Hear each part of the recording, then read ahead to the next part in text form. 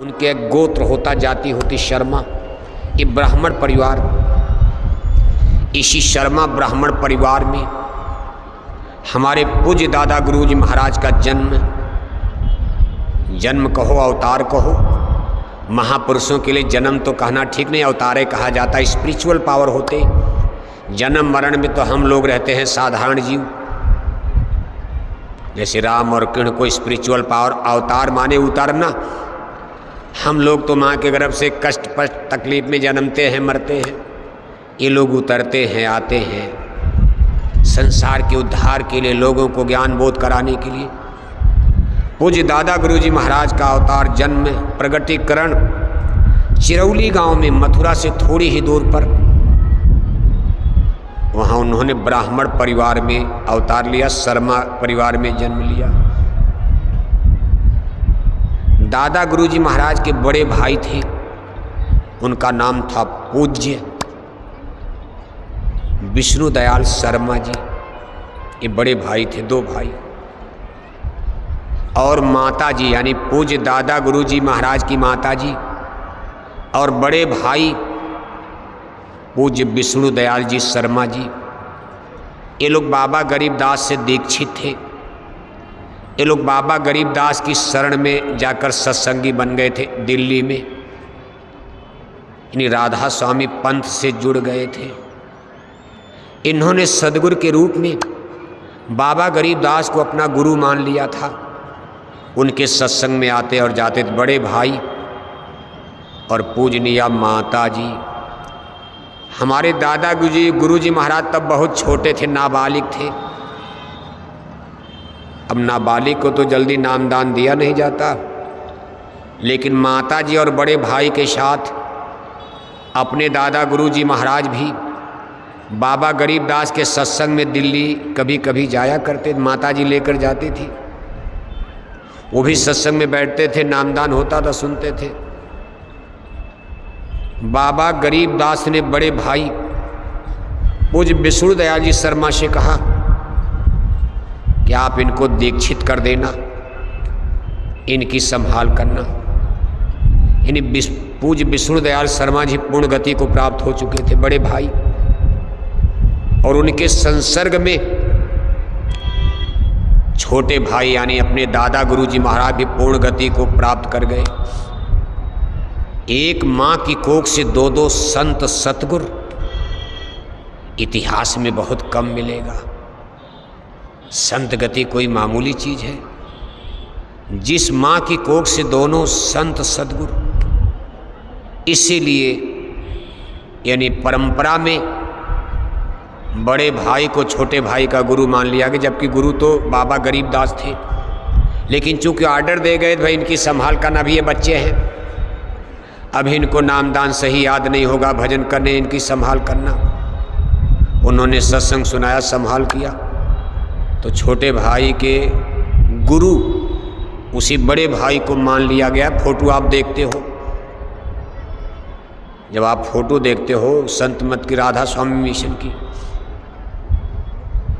अब इसी देखो दादा गुरुजी महाराज के पास अपने गुरु महाराज पहुंच जाते हैं। कहाँ पहुँचे? चिरौली गांव में। लंबी कथा कहानी है। गुरु महाराज का जन्म, अपने गुरु महाराज का अवतरण उत्तर प्रदेश के इटावा जिला का छोटा सा गांव खेतौरा। आज भी आप खेतौरा जाकर देखो, कोई बहुत डेवलप गांव नहीं है, न बढ़िया सड़कें हैं, न बढ़िया स्कूल है, न बढ़िया अस्पताल है, पानी बिजली का सही इंतजाम नहीं है। मध्यम वर्गीय किसान परिवार, लैंडलॉर्ड जमींदार सामंतों का गांव नहीं है। मध्यम वर्गीय किसान परिवार, छोटे छोटे लोग रहते। अब आज सन 1896 में, आज 2024 चल रहा, सन 1896 जब गुरु महाराज ने खेतौरा गांव में जन्म लिया, अवतार लिया, अंग्रेजों का जमाना, उस समय उसकी क्या हालत रही होगी सोचो आप। वहीं गुरु महाराज का जन्म हुआ। माता पिता बचपन में परलोक सिधार गए, माता भी चली गई, पिता भी चले गए। भूल भटक। अब महामानव महापुरुष के लिए भूल भटक की बात तो हो नहीं सकती।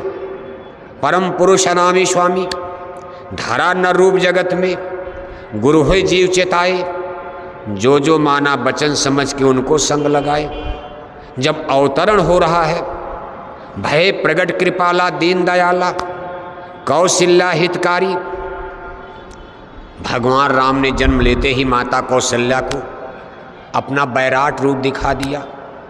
सगे मामा कंस की जेल में योगेश्वर श्री कृष्ण जी महाराज ने जन्म लेते ही माता देव की वासुदेव को अपना प्रचंड रूप दिखा दिया। हथकड़ी बेड़ी कट कर गिर गई। तो ये लोग कोई भूल भरम, इनको कोई मास्टर गुरु नहीं चाहिए, फिर भी मर्यादा रखते हैं। भगवान राम ने भी मर्यादा रखा। कहा प्रातः काल उठ के रघुनाथा और मात पिता गुरु नावे माता। गुरु महाराज ने भी, महापुरुष महामानव साहब कबीर ने संत मत जारी किया। उसके पहले संत मत कोई जान नहीं रहा, तो साहब कबीर का कौन गुरु बनेगा बताओ आप। लेकिन माना जाता भाई काशी के रामानंद जी को उन्होंने मान लिया गुरु। रामानंद कोई संत नहीं थे, लेकिन फिर भी एक मर्यादा का गुरु जी जन्म में हम आपको गुरु बनेंगे। हमको धरती पर एक चीज प्रकट करना है और हमको गुरुमत जारी करना है। अगर हम नहीं गुरु करेंगे तो हम दुनिया को संदेश कैसे देंगे कि गुरु बिन होई न ज्ञान, बिना मास्टर के ज्ञान नहीं होता। लोग कहेंगे आपको तो बिना गुरु के ही ज्ञान हो गया। हमसे चेला लोग पूछेंगे, शिष्य लोग, कि आपको तो बिना गुरु के ज्ञान हो गया, आप गुरु की महिमा क्यों गाते हो? इसलिए हम भी गुरु मर्यादा का पालन करेंगे। घटनाएं साहब कबीर के जमाने की बहुत आती। खैर अपने हिंदू मिशन हिंदुइज्म में, हिंदू धर्म में लोग साहब कबीर की बातों पर अब थोड़ा कम तवज्जो देते, क्योंकि वो मुसलमान जुलाहा घर में, नीरू नीमा जुलाहा घर में उनका पालन पोषण हुआ। और आज के ज़माने में तो और बात बिगड़ गई है। हिंदू मुसलमान का जाति धर्म का इतना रगड़ा झगड़ा है कि अगर मौका मिले तो हिंदू लोग साहब कबीर की भी कब्र उबर को गिरा ही देंगे। कहेंगे खत्म करो, जैसे सबका गिराया जा रहा है। सबको खत्म करने की बात हो रही। गिरा पाएंगे कि नहीं गिरा पाएंगे? अरे मान लो आप ये चीज़ें गिरा भी दोगे किसी की, लेकिन किसी का ज्ञान कोई नहीं मिटा सकता। जो ईश्वर को मंजूर होगा वही होगा। आप ऐसी भूल गलतियां क्यों करते हो? इस चीज़ को सोचने समझने जानने की कोशिश करो। साइंस ऑफ सोल क्या है? एक दिन आप ही गिर जाओगे। इस संसार में कोई अमर रहने वाला है? इन चीज़ों का ज्ञान प्राप्त करो। किसने क्या किया, भूल चूक क्या भी भूल करोगे आप? किसी ने आपको एक डंडा मारा, आप 2 डंडा मारोगे तो आप उससे अंतर क्या रहेगा? फिर आप महामानव महापुरुष कैसे बन सकते हो?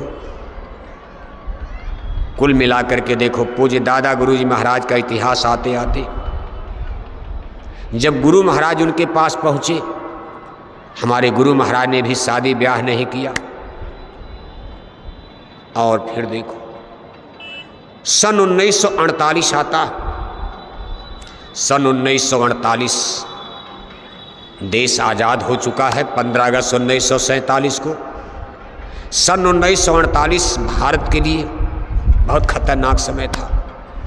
30 जनवरी 1948 शुक्रवार का दिन था। शाम को 4 बजे दिल्ली के बिड़ला हाउस गांधी महात्मा को गोली मारी गई सन 48 में।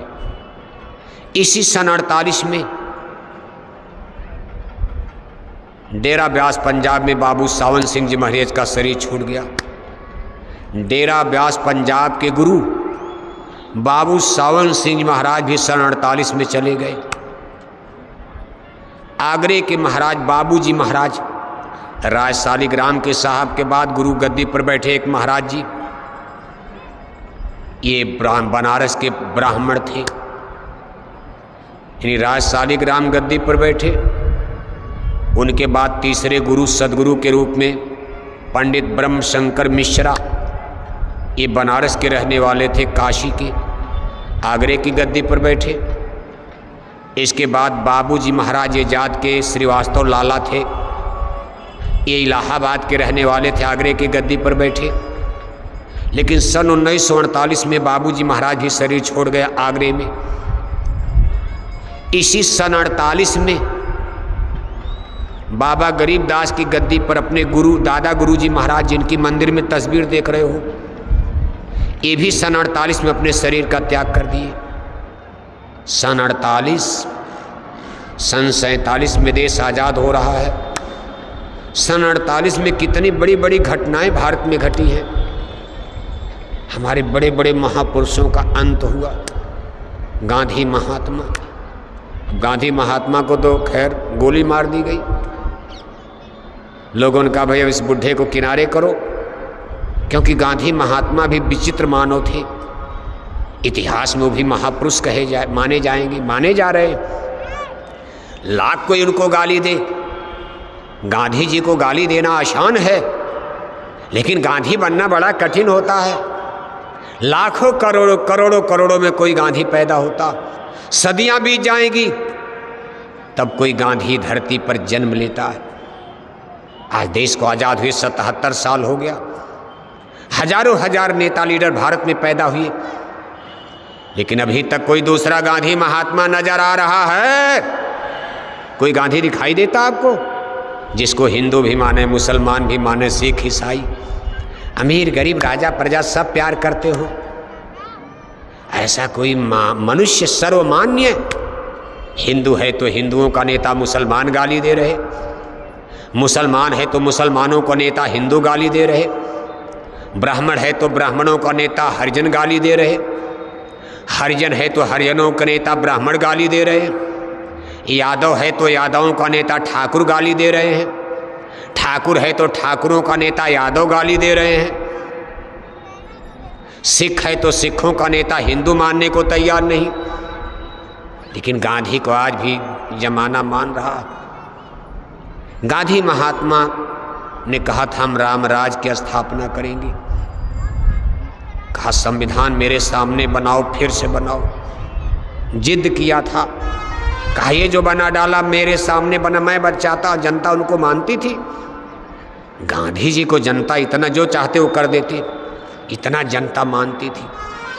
गांधी महात्मा ने कहा संविधान बनाओ मेरे सामने, फिर लिखो कि हमारा कोई भी राजनेता शराब नहीं पिएगा, आजाद भारत का कोई एमपी एमएलए दारू नहीं पिएगा, शराब नहीं पिएगा। और उसमें राजे रजवाड़े एमपी एमएलए बन रहे थे, सब खद्दर की टोपी लगाकर नेता बन रहे थे, सोने का मुकुट उतार कर अपने महलों में दारू शराब ये लोग पी रहे थे। अरे कहा ये बुढ़ा तो गड़बड़ कर डालेगा, हटाओ इसको, किनारे करो। गांधी महात्मा को आज़ादी के 6 महीने बाद गोली मार दी गई दिल्ली में, और मारने वाले मुसलमान नहीं हिंदू लोगों ने मारा, और वो भी मराठे ब्राह्मण लोग थे जिन लोगों ने गोली मारी। ये उत्तर प्रदेश के नहीं, महाराष्ट्र के ब्राह्मण थे जो गांधी जी को गोली मार दिए। जब पूछा गया उनको गोली क्यों मार दिया, अदालत ने पूछा तो उन लोगों ने तर्क दिया था गांधी हिंदू धर्म के खिलाफ जा रहे थे। बताओ आप, जो आदमी मरते दम तक अपने हाथ में श्रीमद् भागवत गीता लेकर मरा, जिनके एक हाथ में श्रीमद् भागवत गीता थी, जय गोली लग रही हे राम बोल रहे हैं। पहली गोली गांधी को मारी गई, बोला हे राम, दूसरी गोली मारी गई, बोले हे राम, तीसरी गोली में गांधी जी मर चुके थे, लेकिन 2 बार गोली लगी तो हे राम की आवाज़ आई। जिसने अपने ज़िंदगी में बीड़ी तक नहीं पिया हो, जिसने अपने जीवन में शराब नहीं पिया हो, जिसने मरते दम राम राम की आवाज़ लगाई हो, मरते समय जिसके हाथ में पवित्र ग्रंथ हिंदुओं का गीता है, वो महात्मा गांधी हिंदू धर्म के खिलाफ कैसे हो जाएंगे? ये आपका बचकाना उत्तर है। अदालत ने नहीं माना, उन लोगों को फांसी पर लटका दिया। अब कुछ लोग गोली मारने वालों को सही सिद्ध करना चाहते, नहीं सिद्ध हो पाएगा। गांधी जो मुसलमानों के खिलाफ नहीं है, ऐसे गांधी महात्मा कभी हिंदू धर्म के खिलाफ हो सकते थे? अगर गांधी जी जिंदा रहते आज भारत का एक एमपी एमएलए दारू नहीं पीता। अगर गांधी महात्मा कुछ दिन जिंदा रह गए होते तो हमारे देश के नेताओं का चाल चरित्र ही ठीक हो गया होता। गांधी जी को गोली मारने के बाद ये देश के नेता लीडर दिल्ली और लखनऊ की गद्दियों पर बैठ करके संसद में, विधानसभा में खुल्लम खुल्ला हो गए, बेलगाम हो गए, जैसे बिना पीलवान का हाथी हो जाता। किसकी जान ले लेगा, किसको कुचल देगा, पीलवान है ही नहीं। ऐसे गांधी जी भारतीय राजनीति के पीलवान थे, अंकुश थे। गांधी के बाद कोई ऐसा पुरुष भारत में नहीं था जो नेताओं को अंकुश लगा सके, जनता जिसकी बात पर मान सके, चल सके, कुर्बान हो जाए। और अंत में दिल्ली लखनऊ में बैठकर नेता इतने बेलगाम हो गए, तब से लेकर के आज तक 2024 तक ये लोग दिल्ली लखनऊ में बैठ करके बस बोतलें पीते रहे, भारत माता की जय बोलते रहे और विदेशी बैंकों में खाता, बोतलें पीते रहे, भारत माता की जय बोलते रहे, विदेशी बैंकों में खाता। ये स्थिति जब आई, गांधी जी को गोली मारी गई, उसके 4 साल बाद सन 1952 आता है, हमारे गुरु महाराज स्टैंड कर गए। आज़ादी के 4 साल बाद सारे धर्म गुरु, संत मत के पुरोधा देखो इस संसार से अलविदा कर गए। सारी गद्दी खाली होगी, डेरा ब्यास की गद्दी खाली, बाबा गरीबदास का आगरे वाली गद्दी पर झगड़ा हो गया, आगरे वाली गद्दी भी खाली हो गई, बाबूजी महाराज मर गए। चौथे गुरु, अंतिम गुरु बाबूजी महाराज। उसके बाद तो कमेटी बन गई, कमेटी से अध्यात्म आएगा, संगठन।